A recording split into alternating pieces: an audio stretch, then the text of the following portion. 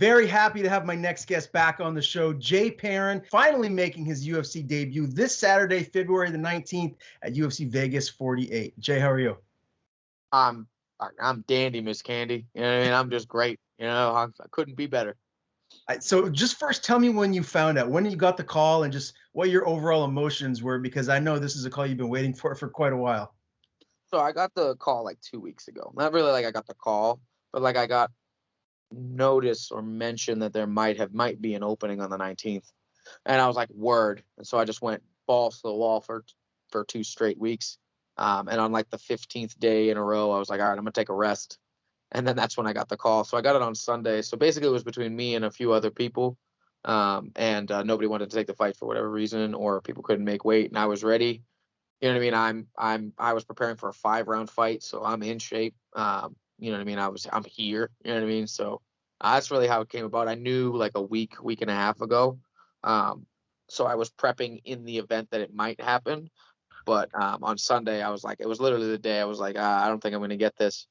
I get a call from Jason House. He's like, "Hey man, what's your weight?" And I'm like, "Oh, whenever he asks me that question, that means are you ready to go quickly?" And I'm like, "Yeah, hell yeah, absolutely I am." So, yeah, that's kind of how that went down.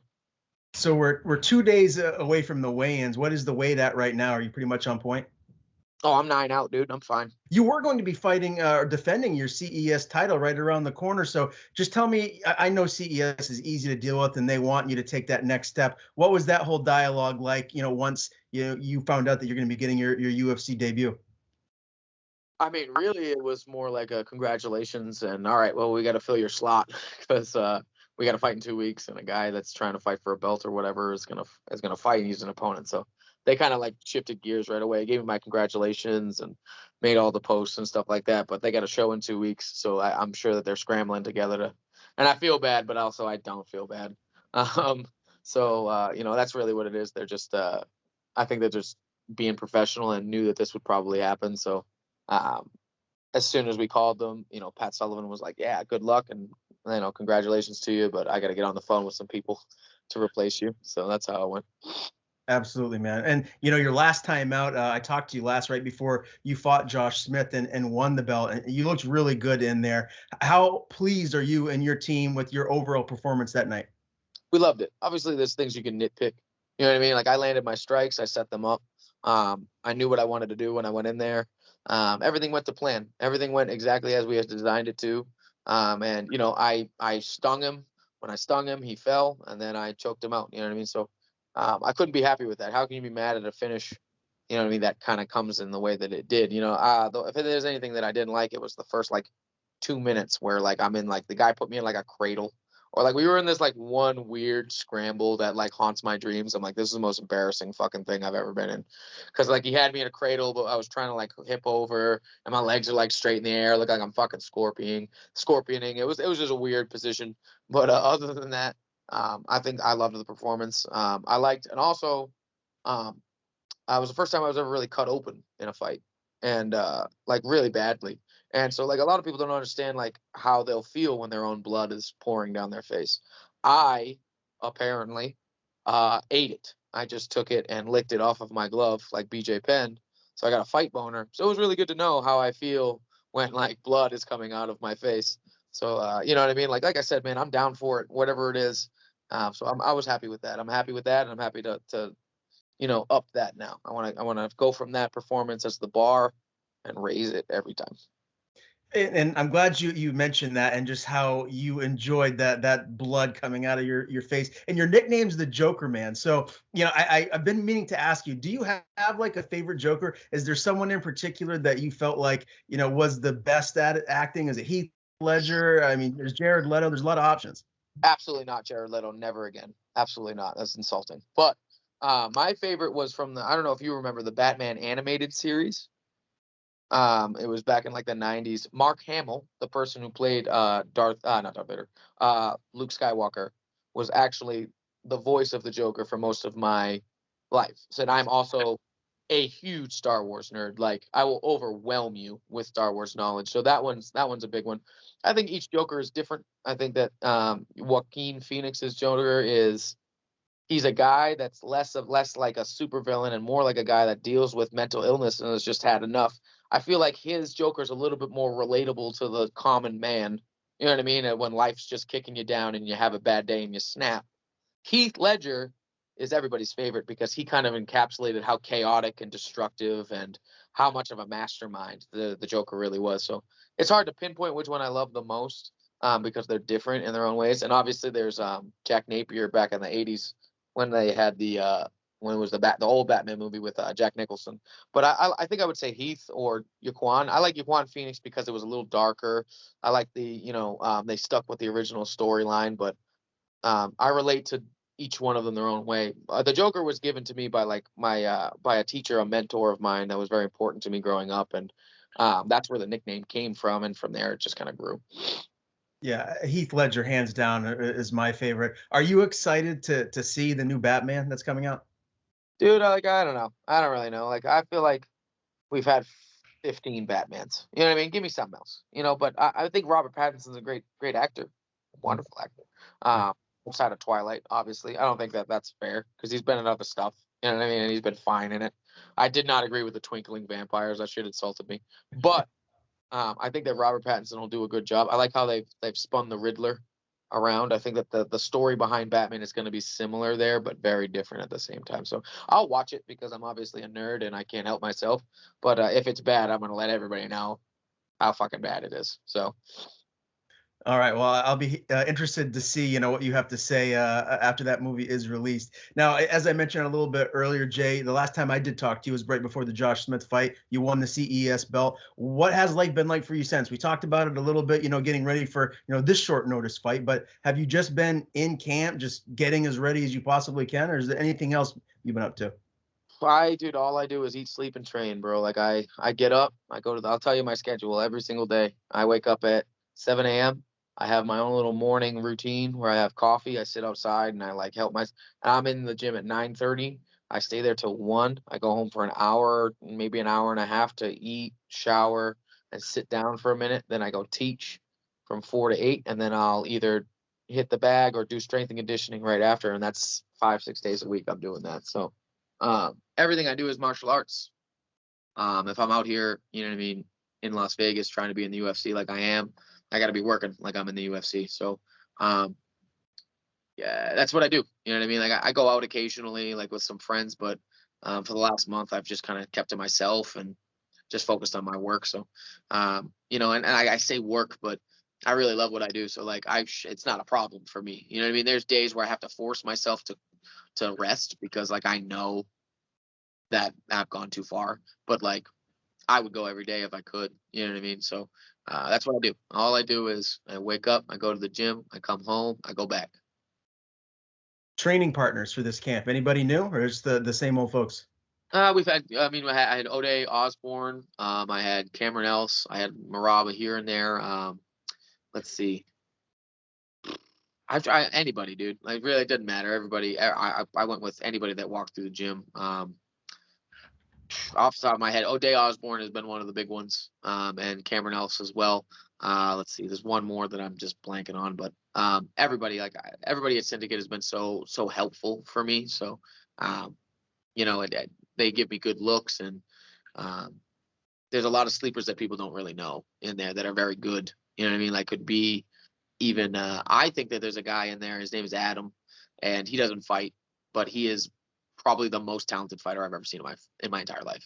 And I honest to God believe and ask John Wood, this guy would be a top 15 guy today. You know what I mean? Absolutely, without not even a problem. So that guy has been super helpful the whole time that I've been here. So yeah, any opportunity I get to go with a top 15 or top 10 guy in training, I'm on that ass. So that's pretty much it. All right, well, let's talk about this matchup. Mario Bautista, he's 8-2. He's 2-2 in the UFC. I mean, he's lost to Corey Sandhagen. No shame in losing to a guy of that high level. He's got some big wins over Miles John, Jin Soon Sun. When you look at this matchup for yourself, how do you like it? I was looking at the odds because I like to gamble a little bit, and you're actually plus 220. So you're the underdog in this fight. Do you feel like you should be? I mean, dude, I'm the newbie. You know what I mean? Nobody knows me. So, like, I get it. You know what I mean? So make some money off of me because I think stylistically, I am a nightmare for Mario, to be honest with you. Stance is wide. He, uh, he reaches a lot. Very susceptible to leg kicks. Does not check leg kicks at all, as you can tell with other fights of his. He shoots. He either shoots or he strikes. He doesn't do both. So, like, again, there are holes in his game that I'm going to exploit. You know what I mean? And his boxing's good. He's a very, he's a basic, and not to, this is going to sound weird, but Mexican style boxers. What I mean by that is throughout, if you watch, besides Canelo, Mexican boxers mostly they plot forward, they're aggressive, but they don't move their head. You know what I mean? They don't move their head, they don't move their feet a lot. So he just does a lot of things that are superficial. I've done a lot of tape. I'm a high IQ fighter, and I make reads in the cage very well. So I just think that my tool set is bigger and more diverse than his, and I'm gonna get the job done. You know what I mean? It's gonna be a fun. I'm not gonna walk through him in any regard. I don't think that's the thing. I think it's gonna be a good scrap. I'm gonna look at him at weigh-ins and be like, let's go for 50K, baby. We're trying to get paid. So I fully expect a war, but I think that as this fight goes on, he's gonna wilt and I'm not. So we'll see. We'll see how it works. But I think that this is a very winnable fight. Even on 6 days' notice, I can win this fight. So And I will. I will win this fight. It's not I can. I will win this fight. do you envision this going all 15 minutes, or do you believe that you will be able to finish him and get him out of there? I think I can get him out of there in the second round. First round's going to be, we kind of do the same thing. We read each other a lot, and we'll see how it is if I push the pace. Like I said, I don't look for anything totally specific, because if you look for something that's way too specific, you'll never find it, and then you lose all the other things that you have. So I just like the fight come to me. If it goes all 15, then fine, that's great. You know what I mean? I went all 15 in the UFC, that's fine. If not, then great, I'm gonna finish him. So I think it could go anyway. Like I said, he's 8-2 for a reason. He's been in the UFC for a minute. He's got the experience, but he's also coming off of a big knockout loss on a year layoff. The pressure's on him, man. Like people don't get that. Like he's got to perform. I'm the newbie. You know what I mean? There's not really anything other than making weight and showing up. I really don't have a lot of expectations on me, and that's okay with me because I'm gonna go in there and blow those expectations out of the water. For him, it's different. So I'm gonna put my hands on him, see what happens, and play around with him in the first, and then see what we do. Yeah, a lot of fighters and just a lot of people in the combat sports world in general, they'll talk about the octagon jitters for the first time. And based on what you're saying, it doesn't sound like you're going to be affected one way or the other. No, man, a fight's a fight no matter where it is. You know what I mean? Like you can get caught up in the bright lights, you can get caught up in the interviews like this, and you can get caught up in all that other shit, but at the end of the day, your objective is the same. You know what I mean? Like there's a man that's going to stand across the cage from you no matter what letters are on your gloves and try and beat the shit out of you. And I'm from a place, dude, that no one's just going to punk me. You know what I mean? Like I don't care. I've said this 1,000 times. I'll keep saying it.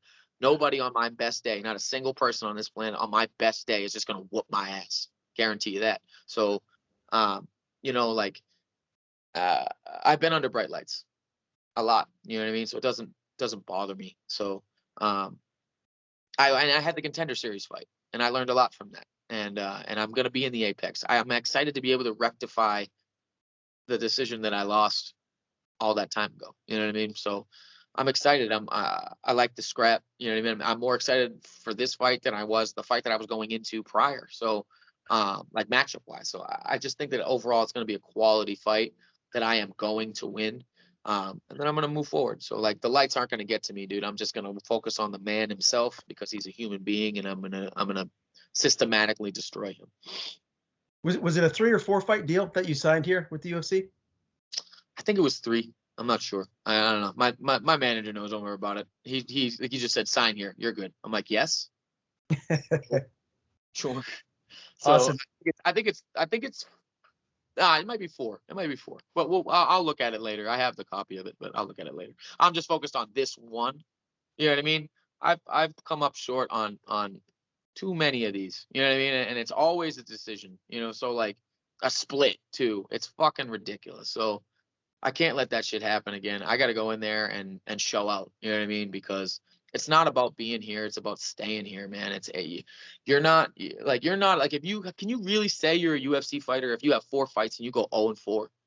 You know what I mean? Like, can you really say that? You can't. Like, you were there, you were a body, bro. You know what I mean? That's what you were. And I'm just not, that's just not going to happen to me. I fucking guarantee that. That's just not how I'm going to go out. So I'm going to get through this one. We'll see what the next one comes, but this one's with the ones that's important right now. Can't wait, man. I definitely will be tuning in. Again, it goes down this Saturday, UFC Vegas 48. Jay Perrin makes his UFC debut against Mario Bautista. Great talking to you, man. Before I let you go, I want to give you the floor. Tell people where to follow you on social media. And if you have anyone to thank, the floor is yours. Yes, sir. My name is Jay Perrin. You can find me at Joker_gang35 on Instagram, on Twitter. I'm sure you can find me. I forget what my name is. I'm terrible at Twitter. I'll get better at it. But let's see. Who do I want to shout out? Shout out to all the syndicate people, John Wood, my manager Lance, and Iridium Sports, Jason House for fucking pushing this fight so hard. I promise that all the people that believe in me, your faith is not going to be misplaced. I feel the tremendous amount of support that I've gotten since this announcement from people from everywhere, and you know, it means the world to me, and I'm so grateful to be where I am and have the opportunity to show the world what I love to do. I only get 15 minutes in which to do that, so I'm gonna get to work. The one person I do want to call out is Israel Adesanya, because King Nerd's here now. All right, King Nerd, okay, right here. I got the anime tattoos, brother. All right, I'm gonna say this in every interview. I challenge Israel Adesanya to a Naruto hand sign off. We're gonna do it. All right, and I'm gonna water dragon jutsu that ass all over the place, and King Weeb is going to be here. Maybe Brandon Moreno, but I don't got Legos like that, so he might beat me there. But anime and Star Wars, I'm coming for you, Izzy. Understand that.